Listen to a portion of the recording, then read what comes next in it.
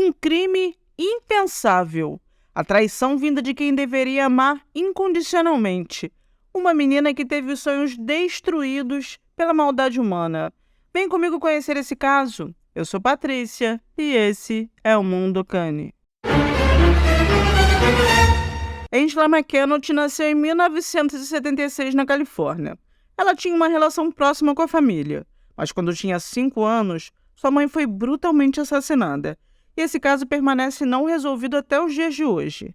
Apesar da ausência de encerramento oficial, o principal suspeito era seu pai biológico, considerado um homem perverso e agressivo. Por algum tempo, Angela e os 2 irmãos foram enviados para lares adotivos, e não se sabe por quê, considerando que ele era suspeito de matar a esposa, foram liberados para viver novamente com o pai biológico, que era extremamente abusivo. Ele deixava as crianças sem comida e batia muito neles com um cinto. Por alguns períodos, só podiam beber água. Se tentassem comer alguma coisa, eram espancados. Considerando que os filhos sabiam da suspeita que recaía sobre o pai, o ambiente na casa não devia ser nada pacífico. Aos 16 anos, Angela saiu de casa e acabou virando dependente química.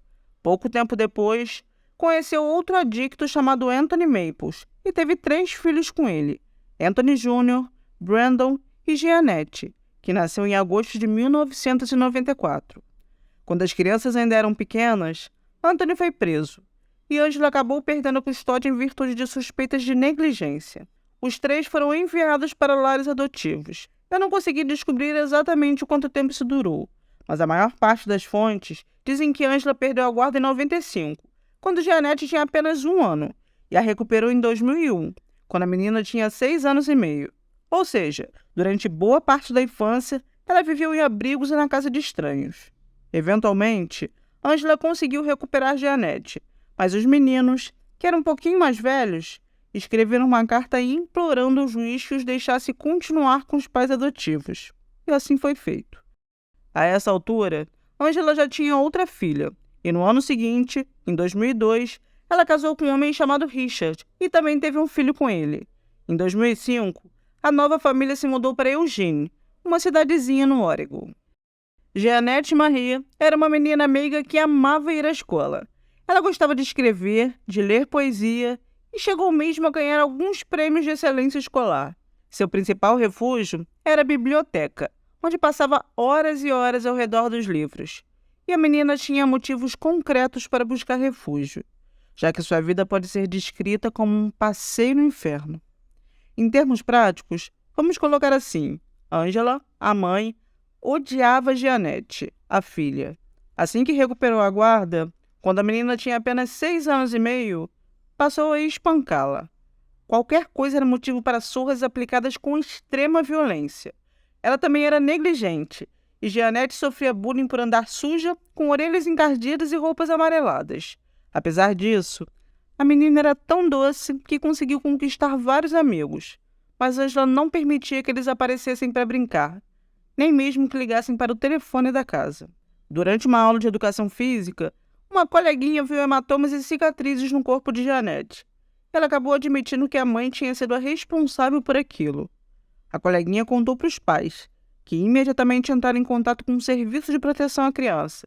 Eles prometeram averiguar, e essa averiguação consistiu em ir à casa da menina e perguntar se tinha ocorrido algum abuso. Ela negou, e nada mais foi feito.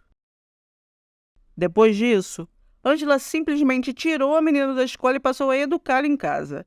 Era mais seguro, mas nem tanto, porque os maus tratos eram tão evidentes que se tornava impossível esconder de todos. A terceira denúncia veio da própria avó de Jeanette, Lee, que durante uma visita ficou assustada com o quanto a menina estava magra e desnutrida. A mãe não a deixava comer, e o corpo dela refletia isso. Novamente, nada foi feito. Os abusos continuaram, até que, em 2009, Richard ligou para a emergência.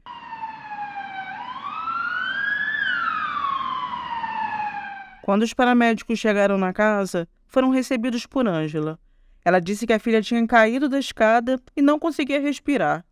Eles deram início aos primeiros socorros, e assim que viram os machucados e cicatrizes, entenderam o que estava acontecendo. A menina era tão magra que poderia ser confundida com uma criança pequena.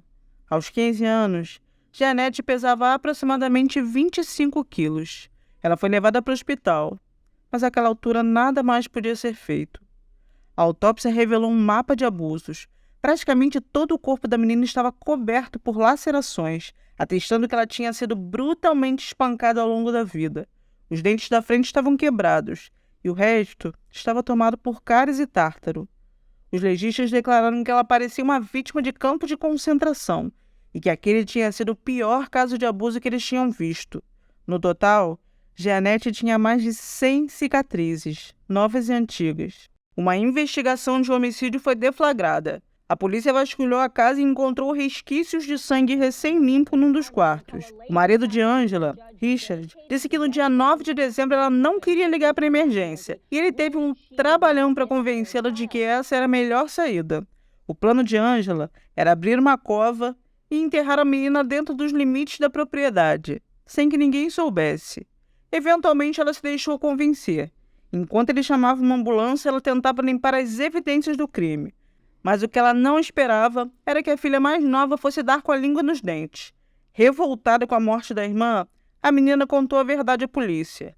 Falou dos castigos frequentes que a mulher aplicava em Jeanette e, a partir daqui, eu preciso te alertar que o negócio vai ficar muito, mas muito pesado. Se você acha que não tem estômago, vá direto para o minuto que eu vou deixar aqui na tela. Angela aplicava castigos variados em Jeanette, todos com alto grau de perversidade. A menina era obrigada a ficar o dia inteiro em pé, com as mãos amarradas nas costas e o rosto virado para a parede. Em virtude da posição desconfortável, ela chorava de dor, e se algum dos irmãos tentasse acudi-la, a intensidade do castigo aumentava. Uma das diversões preferidas de Angela era privar a filha de água e comida por vários dias seguidos. A torneira da pia era bloqueada, e quando Jeanette não aguentava de sede, tinha que beber água direto do vaso sanitário. Todas as portas que levavam alimentos tinham trancas, e apenas Angela tinha chave. A mulher também esfregava fezes de cachorro no rosto da menina, e batia tanto nela que os lábios ficaram deformados. A acusação demonstrou que Angela levava a filha para o quarto, ligava a TV para abafar o barulho, fazia com que ela tirasse a roupa e a golpeava com um cinto de couro. Vários objetos do quarto de Jeanette foram analisados. Descobriu-se que continham resíduos de pele e sangue. A frequência de surras era tão grande que as áreas feridas não tinham como se recuperar. Então os machucados infeccionaram e alguns ossos estavam expostos.